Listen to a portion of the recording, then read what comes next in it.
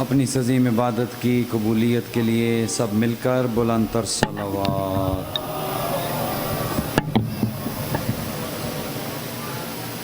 ماشاء اللہ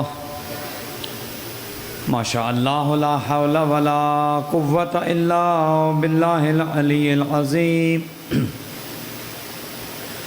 رب اشرح لی صدری ویسر لی امری واحلل عقدۃ من لسانی یفقہوا قولی۔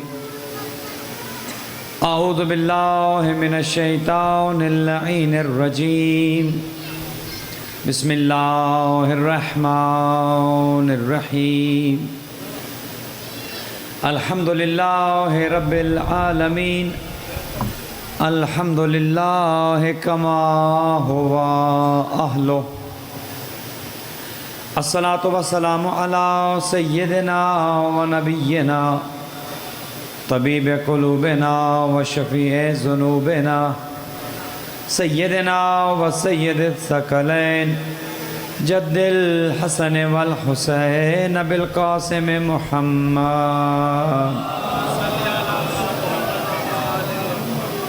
والصلاۃ والسلام علی اہل بیتہ طیبین الطاہرین المعصومین الغر المیامین المنتجبین المکرمین الذین اذهب اللہ عنہم الرجس وطہرہم تطہیرا۔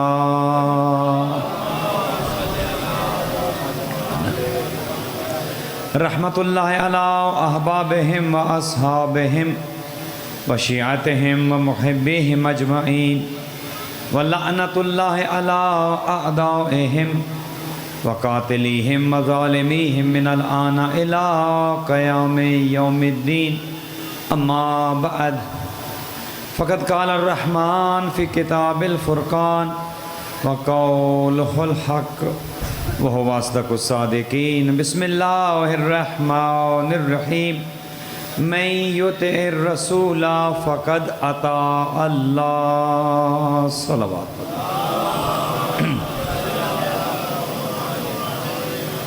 دعا ہے خداوند منان آپ تمام عزاداران سید الشہداء کا فرش ادا پرانہ عبادت شمار فرمائے۔ جو مومن مومنات بیمار ہیں خدا سب کو شفا یاب رکھے، خاص کر کے ہمارے برادر محترم جناب سید ساجد شاہ نقوی کو خداوند متعال جلد شفا یاب فرمائے۔ جو مومنین مومنات پریشان حال ہیں خدا سب کی پریشانیوں کو دور فرمائے۔ جو مومنین تنگ دست ہیں خدا مال و رزق میں وسعت عطا فرمائے۔ دنیا بھر میں جہاں کہیں فرش عذاب بچ چکی ہے خداوند منان عزاداران سید الشہداء کی حفاظت فرمائے، شر اعداء سے محفوظ و مامون رکھے۔ جناب سید عاشق حسین نقوی کے درجات متعالی ہوں، ان کی اولاد اس امام بارگاہ کے خدمت گزاران، تعاون کرنے والے مومنین مومنات خدمت گزاران، خدا سب کی عبادت کو اپنی بارگاہ میں شرف قبولیت عطا فرمائے۔ آپ تمام مومنین و مومنات جو اپنے دلوں میں جائز شرعی حاجات لے کر بیٹھے ہیں خدا سب کی حاجات کو پورا فرمائے۔ ہمارے زمانے کے امام کے ظہور میں تعجیل ہو۔ مالک ہمیں اور ہماری اولادوں کو امام کے اعوان و انصار میں قرار دے۔ اپنی ان تمام دعاؤں کی قبولیت کے لیے بلند تر صلوات۔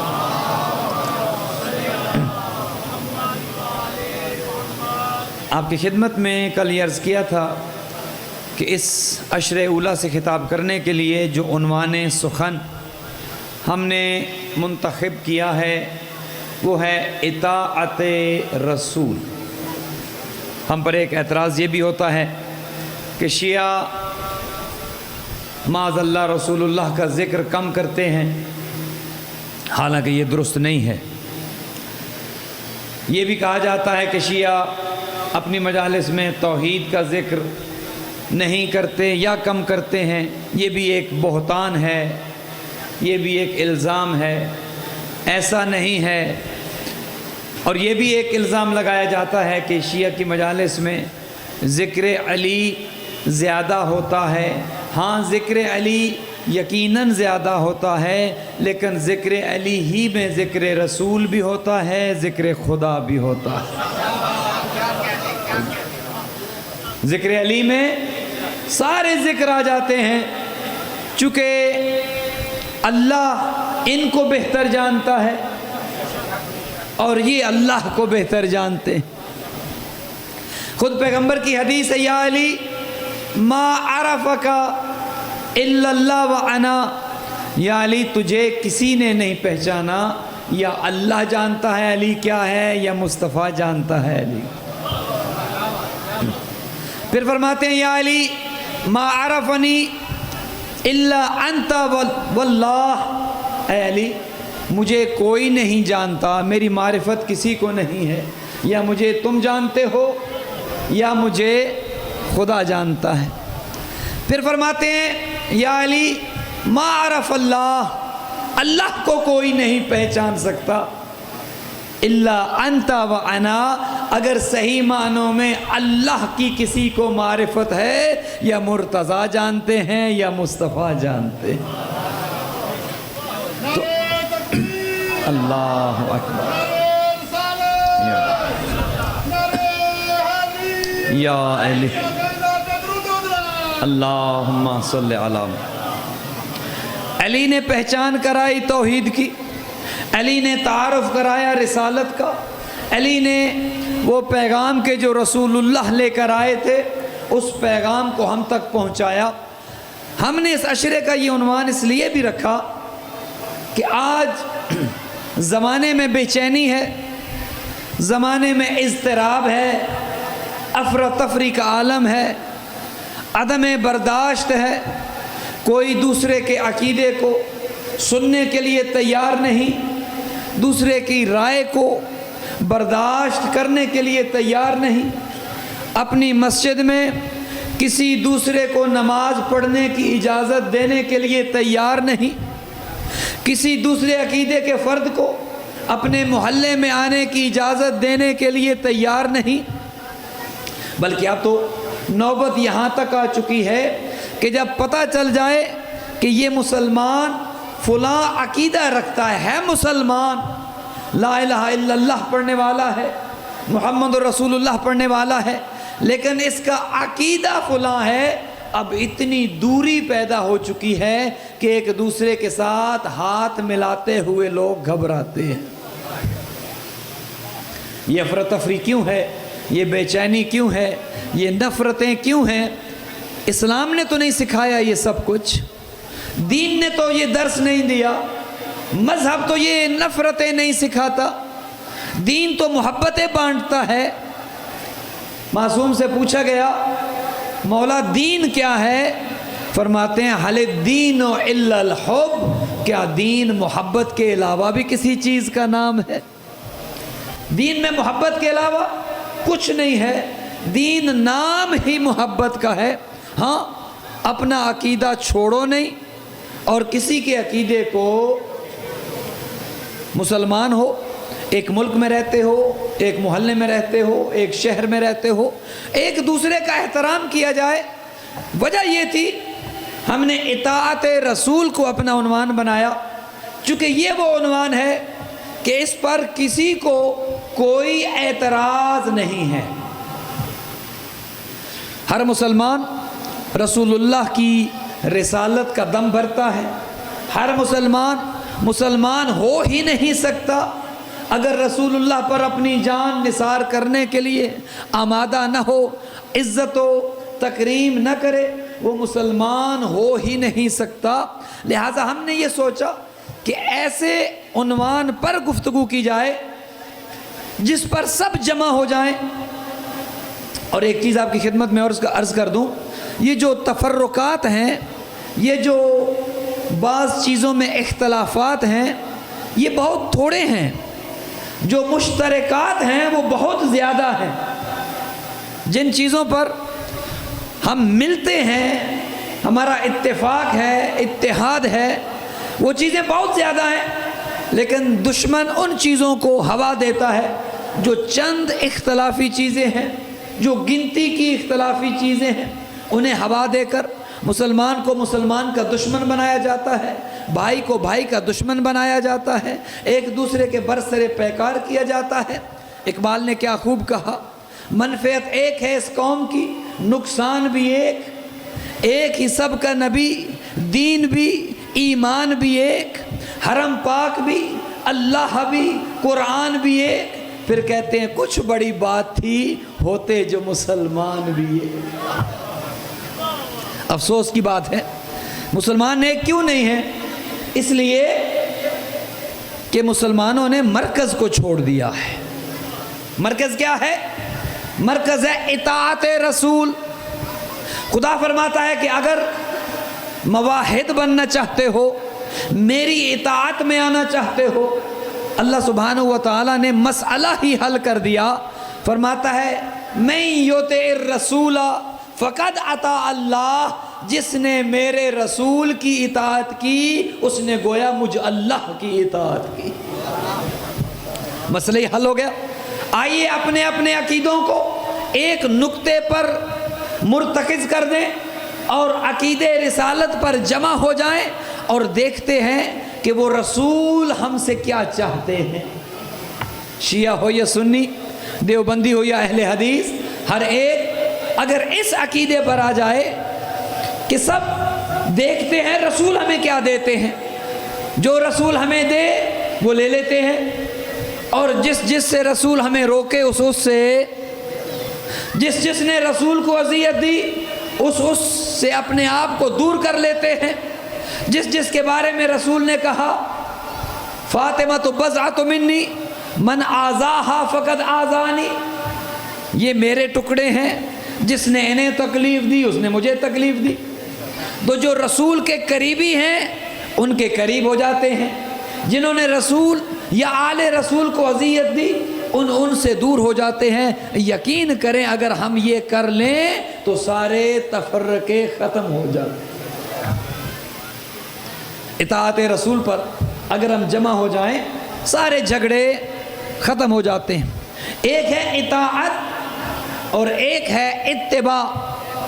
اطاعت ہوتی ہے قول کی، حضور نے جو ارشاد فرمایا اس کو مانا جائے، اس کو دل سے تسلیم کیا جائے، یہ ہے اطاعت۔ حضور نے جو کر کے دکھایا اس پر عمل کیا جائے، یہ ہے اتباع۔ قول کو ماننا اطاعت، عمل کو ماننا اتباع۔ اب اگر یہ دو چیزیں میں آپ کی خدمت میں عرض کر چکا اور یہ دو چیزیں واضح ہو گئیں کہ قول پیغمبر پر چلنا، قول پیغمبر کا اقرار کرنا، قول پیغمبر کی تعظیم و تکریم کرنا، قول پیغمبر کو تسلیم کرنا، یہ ہے اطاعت رسول، اور عمل پیغمبر کو مان کر پھر اس پر چلنا، یہ ہے اتباع رسول۔ اب قول رسول تو کتابوں سے مل جائے گا، کتابیں حدیثوں سے بھری ہیں، چھلک رہی ہیں۔ قال قال رسول اللہ، رسول اللہ نے یہ کہا، رسول اللہ نے یہ کہا۔ اب حدیثیں تو مل جائیں گی کہ رسول نے یہ فرمایا، اس کی ہم نے کرنی ہے اطاعت۔ اب عمل رسول نے کیا کیا یہ کون بتائے؟ اطاعت رسول تو کتابوں سے پتہ چل جائے گی، آقا نے کہا کیا، اب آقا نے کیا کیا یہ کون بتائے گا؟ یہ بتانے کے لیے کسی ایسے کو ہونا چاہیے رسول گھر میں ہو وہ ساتھ گھر میں ہو، رسول مسجد میں ہو وہ ساتھ مسجد میں ہو، رسول منبر پر ہو وہ ساتھ موجود ہو۔ کوئی ایسا لمحہ نہ ہو کہ رسول کی زندگی کا کوئی لمحہ اس سے پوشیدہ ہو۔ اس لیے حضور نے یہ فرمایا تھا کہ یا علی، آپ میں اور مجھ میں یہ نسبت ہے، جو میں سنتا ہوں وہ آپ سنتے ہیں، جو میں دیکھتا ہوں وہ آپ دیکھتے ہیں۔ جبرائیل جب وحی لے کر آتے تھے تو وہ وحی جہاں رسول اللہ سنتے تھے وہی وحی ساتھ علی حیدر کرار بھی سنتے تھے۔ جیسے رسول اللہ جبرائیل کو دیکھتے تھے ایسے ہی مولا علی فرشتے کو دیکھتے تھے۔ رسول اور علی حیدر کرار کے علاوہ جبرائیل کی نہ کوئی آواز سنتا تھا اور نہ کوئی جبرائیل کو کسی انسان کے بس کی بات ہی میں ہی نہیں ہے کہ فرشتے کو دیکھے۔ ہاں ایک دفعہ دیکھتا ہے اور اس کے بعد پھر کسی کو بتانے کے قابل لیکن مولا علی بار بار دیکھتے، بلکہ مولا نے کہا کہ اگر رسول خدا کے پاس جبرائیل ایک بار آتے تھے، میں علی وہ ہوں، میرے پاس جبرائیل 2 بار آتے تھے۔ اللہ اکبر، مولا علی اور جبرائیل کا تعلق ایسا تھا، فرماتے ہیں رسول کے پاس ایک بار اور میرے پاس 2 بار۔ کیوں؟ چونکہ رسول نے خود فرمایا ہے انا مدینۃ العلم وعلی بابھا، میں علم کا شہر ہوں، علی اس کا دروازہ ہے۔ جب جبرائیل اس شہر میں آتے تھے دروازے سے گزر کے آتے تھے، اور جبرائیل جب واپس جاتے تھے علی حیدر کرار کے پاس سے ہوتے ہوئے پھر واپس جاتے تھے۔ تو ضروری ہے کہ کوئی ایسا ہو کہ جو بتائے کہ اتباع رسول کیا ہے، جو بتائے کہ رسول اللہ کیا کرتے تھے اور کیسے کرتے تھے۔ کوئی ایسا مزاج شناس ہونا چاہیے کہ جو رسول کے مزاج کو سمجھتا ہو، اور شاید یہی وجہ تھی کہ شب ہجرت جب کسی کو بستر پر سلانا تھا، توجہ کر رہے ہیں، جب بستر پر سلانا تھا بڑے بڑے افراد موجود تھے، بڑے بڑے ایسے تھے کہ جن کو سلایا جا سکتا تھا، لیکن پیغمبر نے علی ہی کا انتخاب کیوں کیا؟ چونکہ سلانا تھا نبی کی شبیہ بنا کر۔ یہ جو شبیہوں کی مخالفت کرتے ہیں انہیں ذرا اتنا کہیں کہ خود نبی اپنی شبیہ بنا کر اپنے زمانے میں اپنے بستر پر علی کو سلا رہے ہیں، شبیہ بنا کر سلا رہے ہیں نا۔ اگر نبی بنا کر، اگر نبی ہوتے تو پھر تو دشمن ظاہر قتل کرنا چاہتا تھا۔ علی حیدر کرار کو بلایا، چونکہ نبی کی شبیہ بنا کر سلانا تھا، اور شبیہ وہ ہوتی ہے کہ جو بالکل مشابہ ہو اس سے کہ جس کی شبیہ ہے۔ اگر اس سے مشابہ نہیں ہے تو پھر مقصد فوت ہو جاتا ہے۔ دشمن سمجھ رہا تھا کہ رسول سو رہے ہیں، اب اسے سلانا تھا کہ دشمن سمجھتا رہے ہاں رسول ہی سو رہے ہیں۔ اگر یہ مقصد فوت ہو جاتا اور دشمن کو پتہ چل جاتا کہ نہیں رسول نہیں علی سو رہے ہیں، تو پھر سلانے کا مقصد فوت ہو جاتا۔ ضروری یہ تھا کہ کوئی مزاج شناس ہو، چونکہ جاگتے میں کاپی کرنا آسان ہے، سوتے میں کسی کی نقل کرنا مشکل۔ جاگتے میں تو آپ کسی کی کاپی کر سکتے ہیں، وہ چلتے ایسے ہیں، وہ بولتے ایسے ہیں، وہ کھاتے ایسے ہیں، لیکن سوتے میں ہر کسی کو اپنی ہوش نہیں ہوتی، کسی کی کاپی کیا کرے۔ لہٰذا کسی ایسے کو سلانا تھا جو رسول کا مزاج شناس ہو، جو جانتا ہو کہ رسول سوتے ہیں تو ایسے۔ اب یہاں پر ایک اور سوال کا جواب دے دوں۔ یہ کچھ لوگ کہتے ہیں نا کہ معاذ اللہ مولا علی کا قد چھوٹا تھا۔ یہ بعض افراد جو ہے وہ تاریخ میں بھی کچھ مورخین نے بھی لکھا کہ مولا علی کا قد چھوٹا تھا۔ اگر مولا علی کا قد چھوٹا تھا پیغمبر اپنے بستر پر علی کو کبھی نہ سلاتے۔ توجہ کر رہے ہیں؟ چونکہ رسول اپنی شبیہ بنا کر سلانا چاہتے تھے، ضروری تھا کوئی ایسا ہوتا جس کا قد و قامت بھی رسول اللہ جیسا ہوتا، کوئی ایسا ہوتا جو رسول کی اطاعت میں اتنا غرق ہوتا جیسے رسول کروٹ بدلتے ویسے کروٹ بدلتا۔ اور رسول کو اور بھی معجزات اللہ نے دیے تھے۔ مثال کے طور پر آقا کریم جس گلی سے گزرتے تھے ان کے جسم مبارک سے خوشبو آتی تھی، اور کئی دن مدینۃ المنورہ کی گلیوں میں سے خوشبو آتی رہتی تھی، چونکہ آقا گزر گئے تھے۔ اب کسی ایسے کو سلانا تھا کہ جس کے جسم سے ویسی ہی خوشبو آئے۔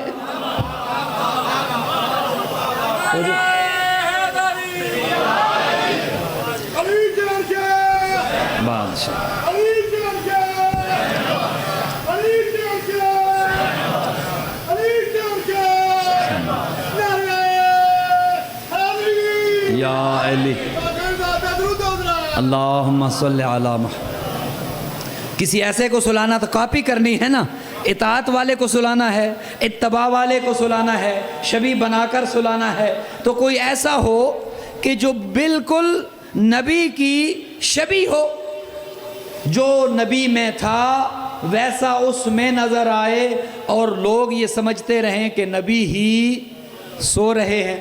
اچھا، ایک تو آقا کریم کے جسم سے خوشبو آتی تھی۔ اب کچھ مورخین نے یہ بھی لکھا کہ آقا کریم کی پیشانی میں سے ایک نور نکلتا تھا، اور مورخین نے یہ بھی لکھا، ایک درود بھیجے گا محمد و آل محمد۔ آئیے سرکار، آقا کریم کے چہرے مقدس سے، چہرے اقدس سے ایک نور ساطع ہوتا تھا، اور وہ نور اتنا زیادہ ہوتا تھا کہ مورخین نے لکھا کہ ایک ام المؤمنین یہ ارشاد فرماتی ہیں کہ اگر گھر میں میری سوئی گم ہو جاتی اور مجھے نہ ملتی، میں انتظار کرتی کہ رحمت للعالمین گھر تشریف لائیں اور وہ چہرے کا نور، وہ پیشانی کا نور پورے گھر کو منور کر دے، پورے گھر کو نورانی کر دے۔ یہاں پر ایک اور بات سن لیں کہ جن کی پیشانی میں اتنا نور تھا کہ سارے کا سارا گھر نورانی ہو جاتا تھا، مسلمان پریشان ہیں وہ نور تھے یا بشر تھے؟ بی بی فرماتی ہے کہ اتنا نور نکلتا کہ گھر روشن ہو جاتا، مجھے گم شدہ سوئی مل جاتی۔ اب لوگوں کو وہ اندھیرے میں گم شدہ سوئی تو پیغمبر کے نور سے مل گئی، لیکن وہ جو دن کی روشنی میں 1.25 لاکھ کے مجمع میں علی کا ہاتھ بلند کیا وہ نظر نہیں آیا۔ پتہ نہیں مورخ کیا دیکھ لیتا ہے، ڈھونڈنا چاہے تو سوئی ڈھونڈ لیتا ہے، اور اگر نہ نظر آئے تو لاکھوں کے مجمع میں علی کا بلند ہاتھ نظر نہیں آتا۔ تو سلانا کسی ایسے کو تھا جو اطاعت میں اتنا غرق ہو، جو اتباع میں اتنا غرق ہو، جس کے جسم سے ویسی خوشبو آئے جو آقا کریم کے جسم سے آتی ہے، جس کی پیشانی سے وہی نور نکلے جو رسالت کی پیشانی سے نور نکلتا ہے۔ بے وجہ علی کو نہیں سلایا، کسی ایسے کو سلانا تھا جو رسول جیسا ہو۔ اس لیے پیغمبر نے فرمایا، یا علی انت منی و انا منکا، تم مجھ سے ہو میں تم سے ہوں۔ جو نور پیشانی سے نکلتا تھا رسالت کی، وہی نور نکلتا تھا امامت کی پیشانی سے۔ تو ایک بار اور پتہ چل گئی کہ اس بستر پر شب ہجرت اطاعت والا، اتباع والا، کوئی نور والا سلانا تھا، بے نور نہیں سلانا تھا۔ ایک بات تو یہ ہوگی۔ اچھا، اب اطاعت میں اتنے غرق ہیں علی، اتباع میں اتنے غرق ہیں علی، رسالت کے مزاج شناس ہیں اتنے علی۔ جب رسول اللہ نے کہا نا، یا علی اس بستر پر سونا ہے، تاریخ نے یہ بات لکھی کہ سب سے پہلے رسول اللہ سے امیر المومنین نے سوال کیا، یا رسول اللہ کیا میرے سونے سے آپ کی جان بچ جائے گی؟ اللہ اکبر۔ چونکہ علی جانتے تھے ایک زمانہ آئے گا لوگ کہیں گے نہیں رسول اللہ کی جان تو فلاں نے بچائی، رسول اللہ کو شب ہجرت تو فلاں نے بچایا۔ میں عرض کروں گا، یا علی جب رسول اللہ نے کہہ دیا ہے اس بستر پر سونا ہے، تو آپ تو اطاعت میں اتنے غرق ہیں، آپ تو مزاج شناس اتنے ہیں کہ آپ کو پوچھنے کی ضرورت پیش نہیں آتی۔ جب آقا نے کہہ دیا یا علی سو جاؤ تو چپ کر کے سو جاتے۔ یا علی یہ پوچھا کیوں ہے؟ اے آقا کیا میرے سونے سے آپ کی جان بچ جائے گی؟ عجب نہیں علی جواب دے، میں مورخ کو جانتا ہوں، میں متعصب تاریخ لکھنے والے کو جانتا ہوں کہ انہوں نے اعتراض کرنا ہے رسول کی جان بچائی کس نے ہے۔ میں رسول سے یہ پوچھ کر کہ کیا میرے سونے سے آپ کی جان بچ جائے گی، دنیا کو بتانا چاہتا ہوں شب ہجرت رسول اللہ کی جان سونے والے نے بچائی ہے، رونے والے نے نہیں بچائی ہے۔ سونے والے نے جو بستر رسالت پر سویا ہے۔ پھر ایک جملہ کہا اطاعت والے نے، ایک جملہ کہا سوتے ہوئے، سجدہ شکر ادا کیا علی حیدر کرار نے، اور کہا اللہم شکرن لک، اے اللہ تیرا شکر ہے کہ آج بھائی بھائی پر فدیہ ہو رہا ہے۔ اللہ، یہ ہے اطاعت، یہ ہے اتباع۔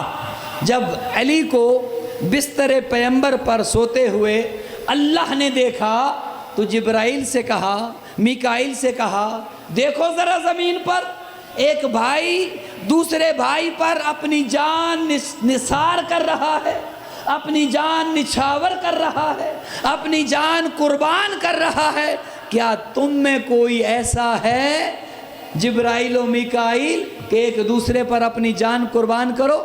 جبرائیل و میکائیل نے کہا اے اللہ نہیں، یہ علی ہی کر سکتا ہے، یہ علی ہی کر سکتا ہے۔ علی نے کہا، سوتے ہوئے ایک جملہ کہا، اللہم شکرن لکا، اے اللہ تیرا شکر ہے کہ آج علی رسول اللہ پر شب ہجرت بستر رسالت پر سو کر علی بھائی پر فدیہ ہو رہا ہے، اے اللہ تیرا شکر ہے۔ اب ایک منظر اور ہے جسے قرآن دکھاتا ہے کہ ایک باپ جو نبی ہے اپنے بیٹے نبی کو لے کر چلا قربان کرنے کے لیے، اور بیٹے سے پوچھتا ہے کہ اے بیٹے بتاؤ تمہاری مرضی کیا ہے؟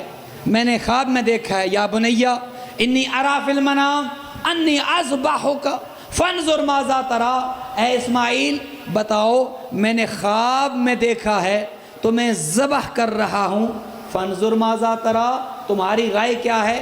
تو بیٹے نے کیا کہا؟ بیٹا بھی اطاعت میں اتنا غرق ہے، بیٹا بھی اتباع میں اتنا غرق ہے، دوسرا سوال نہیں کیا، یہ نہیں کہا کہ بابا خواب ہوتا ہے، یہ نہیں کہا باپ کے خواب دیکھنے پر باپ کے دماغ پر شک نہیں کیا، چونکہ بیٹا جانتا تھا جو نبی کے دماغ پر شک کرے وہ مسلمان نہیں رہتا۔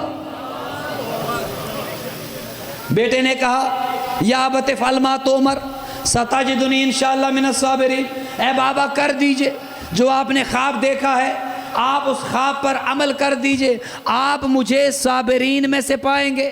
اسماعیل صبر کرے گا، آپ مجھے صابرین میں سے پائیں گے۔ اب ایک منظر شب ہجرت، علی کے سامنے بھی موت ہے، تلواروں کے سائے میں سونا ہے، سجدہ شکر کر رہے ہیں اور کہتے ہیں اللہم شکرن لکا، اے اللہ تیرا شکر ہے۔ یہاں پر حضرت اسماعیل کے سامنے بھی موت ہے، باپ کے ہاتھ میں بھی چھری ہے۔ حضرت اسماعیل کہتے ہیں بابا آپ مجھے صابرین میں سے پائیں گے۔ اب یہ تو بتانے کی ضرورت نہیں کہ صبر ہوتا ہے مصیبت پر، شکر ہوتا ہے نعمت پر۔ دنیا کو اب تک علی کی سمجھ نہیں آئی، اسماعیل نبی ہو کر موت کو مصیبت سمجھ کر صبر کر رہے ہیں، علی موت کو نعمت سمجھ کر شکر کر رہے ہیں۔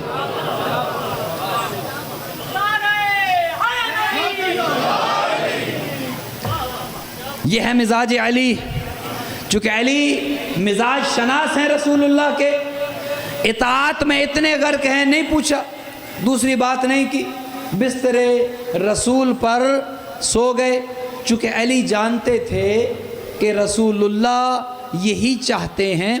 اب جب علی سو گئے تو اب خدا نے جب علی کو اس طرح اطاعت میں ڈوبا دیکھا، اللہ اکبر، بلکہ اس پر خدا درجات بلند کرے۔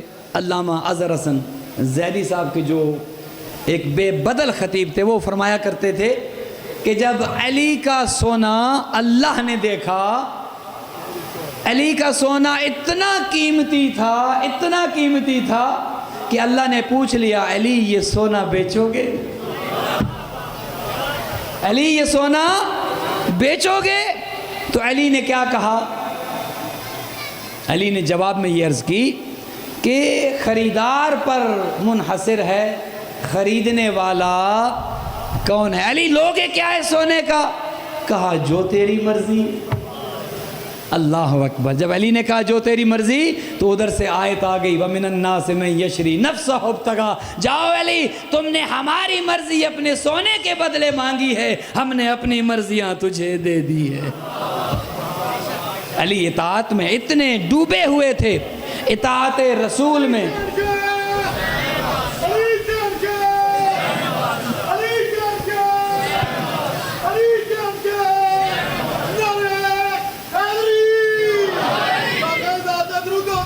اللہم صلی اللہ۔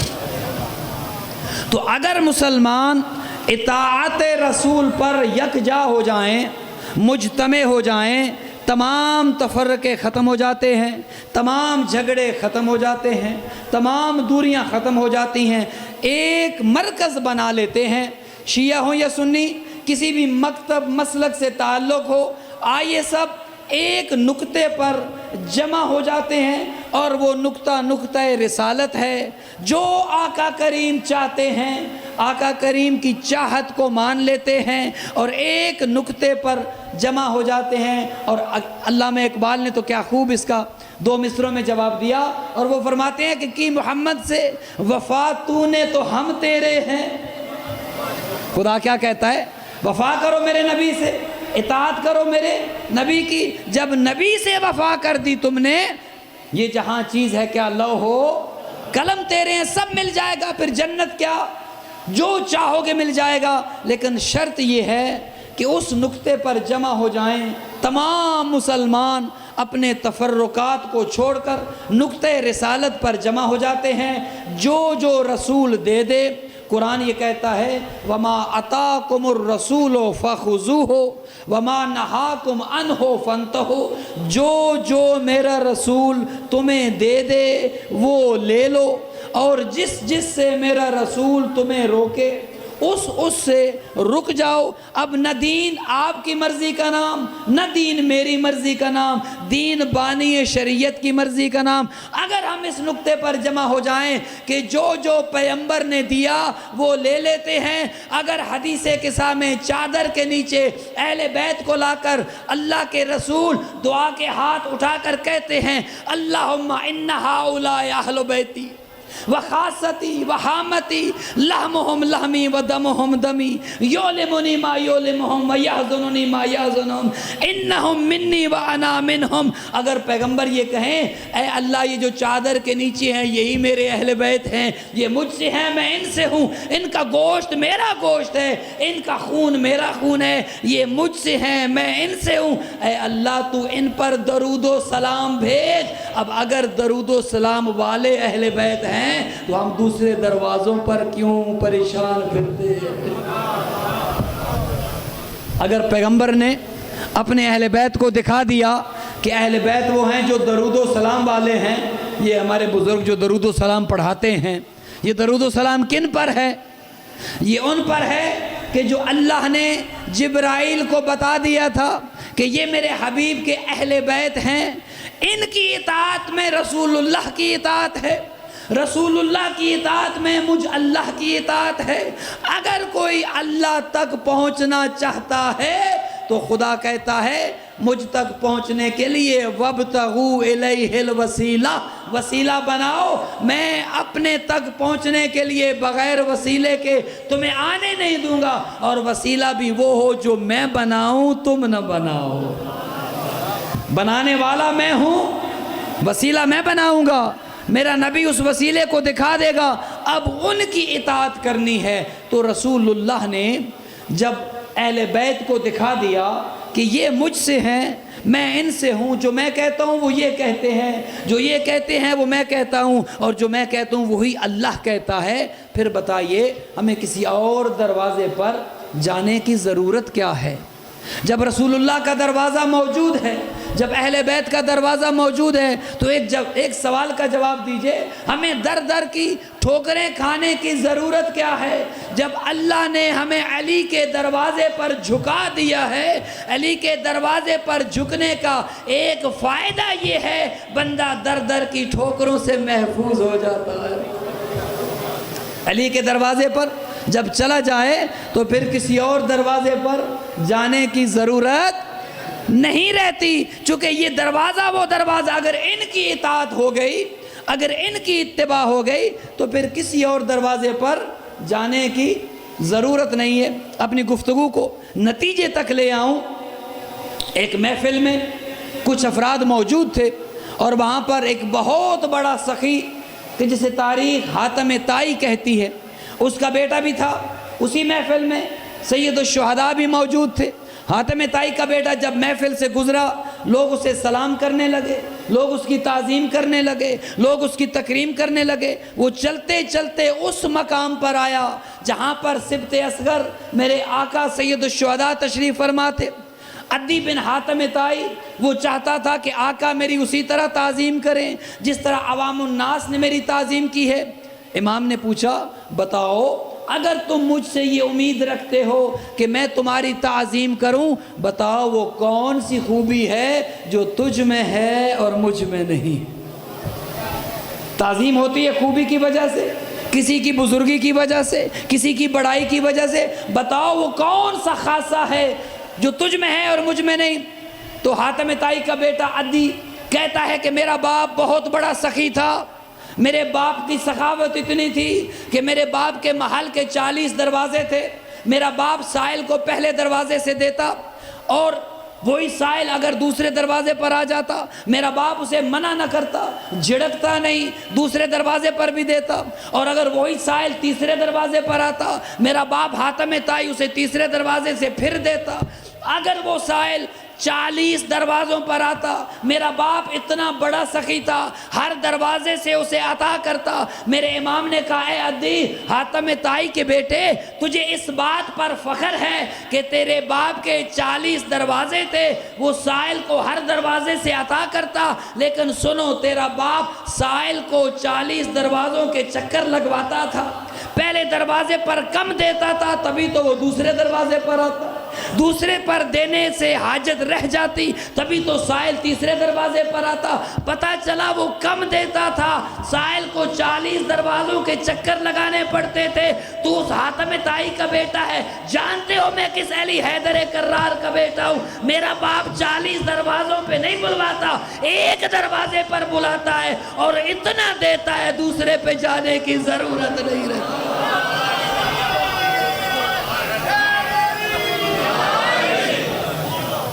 میرا باپ ایک دروازے پر بلاتا ہے، علم بھی دیتا ہے، علی کے وسیلے سے رزق بھی اسی دروازے سے ملتا ہے، علی کے وسیلے سے اولاد بھی اسی دروازے سے ملتی ہے۔ اور دعا کرتا ہوں اس منزل پر آ کر خدا ہمارے برادر بزرگ جناب ساجد شاہ صاحب کو اولاد نرینہ عطا فرمائے، عابد نقوی صاحب کو اولاد نرینہ عطا فرمائے، اور تمام مومنین و مومنات جو اولاد کی خواہش رکھتے ہیں خدا آپ سب کی جھولیوں کو ہرا کر دے۔ اولاد بھی علی کے وسیلے سے اتنا ملتا ہے کہ دوسرے دروازے پر جانے کی ضرورت نہیں رہتی۔ کیوں؟ چونکہ علی کی اطاعت میں رسول اللہ کی اطاعت ہے، اور رسول اللہ کی اطاعت میں اللہ کی اطاعت ہے، اور خدا یہی چاہتا ہے کہ اگر مجھ تک پہنچنا چاہتے ہو خبردار ڈائریکٹ آنے کی کوشش نہ کرنا، جو میں نے اپنے مظہر بنا کر تمہارے سامنے رکھے ہیں ان کی اطاعت تم کرتے چلے آؤ اور جنت تمہارے لیے میں واجب کر دوں گا۔ علی کی اطاعت میں جنت، علی کی اطاعت میں کامیابی، علی کی اطاعت میں رسول اللہ کی اطاعت، علی کی اطاعت میں اللہ کی اطاعت، علی کی اطاعت میں کمال۔ لیکن افسوس یہ ہے اسی علی کی بیٹیوں کو کہ جس علی نے اپنی زندگی خدا کے دین کے لیے، رسول اللہ کی شریعت کے لیے قربان کر دی، اسی علی کی بیٹیوں کو آج 2 محرم کے دن کربلا کی زمین کو دیکھنا پڑا۔ کہنا آسان ہے، مرد اگر میدان میں آئیں، رات کی تاریکیوں میں سفر کریں، مرد جوان برداشت کر لیتے ہیں، اندھیروں کے سفر، جنگلوں کے سفر، بیابانوں کے سفر، صحراؤں کے سفر، لیکن اگر وہ نازوں کی پلیاں بیبیاں اس صحرا میں آ جائیں، اس جنگل میں آ جائیں جہاں زندگی کا کوئی نام و نشان نہ ہو، ذرا تصور کریں کیا گزری ہوگی علی و بطول کی بیٹیوں پر۔ اللہ اکبر۔ 2 محرم کو یہ قافلہ کربلا پہنچا۔ تاریخ یہ کہتی ہے جس گھوڑے پر میرے آقا سوار تھے وہ گھوڑا رک گیا۔ عباس میری سواری تبدیل کرو، شاید میری سواری یہ گھوڑا تھک گیا ہے۔ عباس نے دوسرا گھوڑا پیش کیا، میرے آقا اس پر سوار ہوئے۔ وہ گھوڑا بھی آگے نہیں بڑھا، عباس تیسرا گھوڑا، چوتھا گھوڑا۔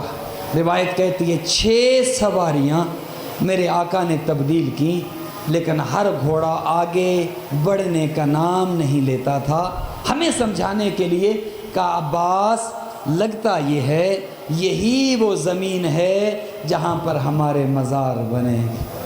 اللہ اکبر، یہی وہ زمین ہے جہاں پر ہمیں قتل کیا جائے گا، یہی وہ زمین ہے جہاں میرے سامنے علی اکبر کے سینے میں برچھی کا پھل لگے گا۔